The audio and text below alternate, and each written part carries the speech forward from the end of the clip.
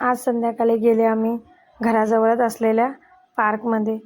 मुलांना सुट्ट्या लागल्या की त्यांचं चालू झालं. दिवसभर घरात कोंडून ठेवलेल्यासारखं वाटतं. आमच्या घराजवळच हा पार्क आहे. तिथंच गेले होते त्यांना दोघांना घेऊन खेळायला.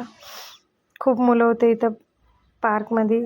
झोका, ही घसरगुंडी, खूप काही खेळण्यासारखं होतं. इथं मी त्याला बोलते चल घरी, स्वयंपाकाचा टाईम झाला, दिवाबत्तीचा टाईम झाला, पण त्याला यायचंच नव्हतं घरी.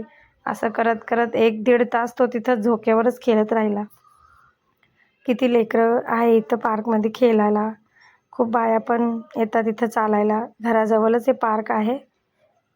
छान वाटते संध्याकाळच्या वातावरणात या पार्कमध्ये फिरायला. मी पण थोडं फिरत राहिली इथं. तो खेळत होता तोवर.